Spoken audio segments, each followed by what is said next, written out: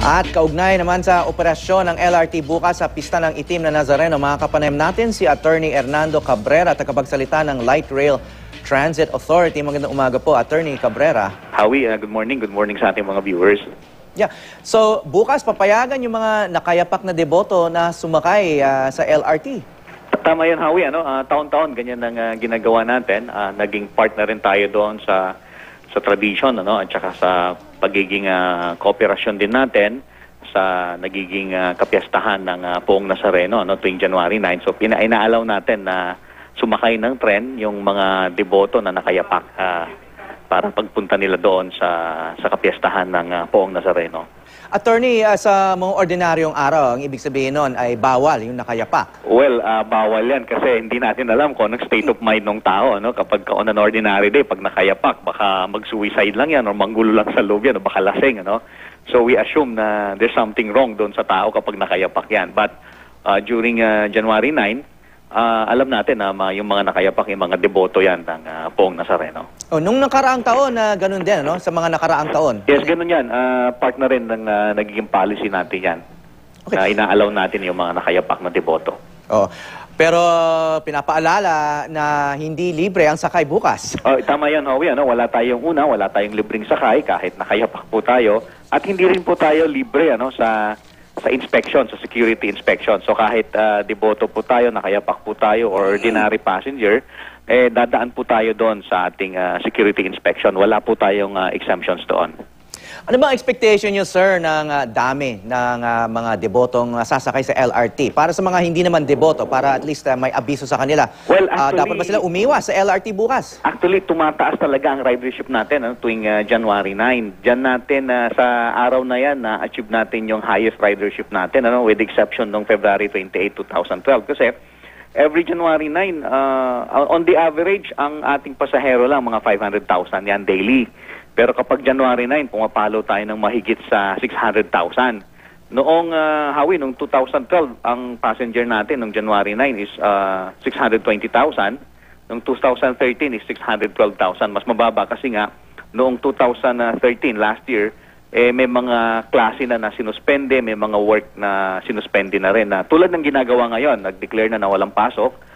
Supreme Court, narinig ko kanina, wala na rin silang pasok, or half day na sila, mga eskwela, wala na rin pasok. So nakakatulong ito doon sa pagbaba ng volume ng pasahero natin.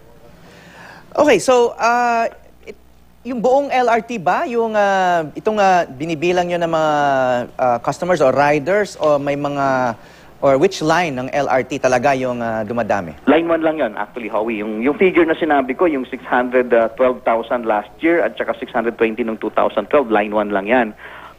Ang bulk niyan, actually, Howie, hindi naman sa deboto yan, yung mga pasahero natin. Actually, yan yung mga affected ng traffic. Kasi kapag nagkabuhol-buhol na yung traffic sa mga kalye, yung mga hindi nag-LRT dati, yung mga rider ng jeep, bus, or taxi, napipilitan sila na mag-LRT. Yun namang may mga sasakyan, since alam nilang traffic, hindi na rin nagdadala ng sasakyan yan, nag-LRT na lang. So, nag-shoot up yung ating ridership. Okay. So, ang karamihan pala ay hindi deboto, kundi yung mga ordinary na commuters na gusto lang makaiwas sa traffic ng prosesyon. Tama yan, Howie. Hindi actually yung volume is nanggagaling marami doon sa deboto, kundi doon sa affected ng traffic. Okay, doon naman sa traffic ng deboto sa LRT, anong mga stasyon yan? Well, usually yan, doon tayo sa May Carriedo. Kasi yun ang pinakamalapit sa Quiapo Church. So yan ang ating center of activities bukas is nandoon sa Carriedo. Doon nakatambay yung ating mga volunteers, yung mga medical volunteers natin, yung mga additional security natin, yung mga ambulance natin nandoon. Well, of course, nakadistribute din yung ibang mga additional staff natin all along the line, tulad ng mga additional na mga technicians, yung mga deployment natin ng mga additional na tickets na kakailanganin natin during the whole day. So, meron naman tayong, taon-taon yan, meron tayo talagang special na contingency plan. More or less, alam naman na natin kung paano yung galaw ng pasahero during that day. Okay, nabanggit nyo na dadagdag kayo ng mga tauhan, ticket sellers, technicians, siguro security guards din. Tama yan, Howie. Ang security guard, yun ang isa sa mga malaking complement natin na dinadagdagan natin. Yung mga tren mismo, magdadagdag ba kayo bukas? Well, actually, Howie, maximize na yung ating gamit na tren. Ano? On an average day, talagang ginagamit na lahat natin yung mga tren natin. So, bukas, ganun pa rin. Lahat ng available trains natin, gagamitin natin like we do every day. Kaya lang, bukas may special kwan tayo dyan na talagang nakatutok tayo na walang breakdown. Kasi kapag ganito karami yung ating in-expect na pasahero, mahirap na magkaroon tayo ng breakdown kasi makakadagdag lalo yun doon sa ating sakit ng ulo bukas. So talagang nakatutok tayo, we make sure na wala tayong breakdown. And sa mga nakaraang mga pagkakataon ng January 9, nagawa naman natin na talagang tutok tayo na walang breakdown. Nagdi-deploy ba kayo ng mga medical personnel bukas at mga ordinaryong araw din? Yes, at tama yan, Howie. Even on ordinary days, meron tayong mga medical staff, meron tayong mga nurses na naka-deploy sa linya, meron tayong doktor sa line 1 at line 2, and then meron tayong regular doon, yung ating mga volunteers na nanggagaling ng Philippine Red Cross. So, daily sila naka-deploy. So bukas nandun ulit sila with additional volunteers pa ulit. At meron ba kayong, ano ba yung mga oras na may pinakamataas na inaasahang traffic bukas? Well, the whole day yan, Howie, we expect talagang it's a whole day affair na yan na talagang dagsa yung tao.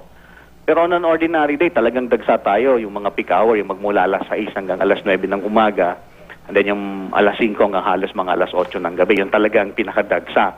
Pero bukas, we expect na the whole day talagang dagsayan kasi yung traffic sa baba, sakali talagang mapipilitan yung mga tao na magti-trend talaga sila. Okay, maraming salamat. Attorney Hernando Cabrera, tagapagsalita ng LRT Authority. Maraming salamat po.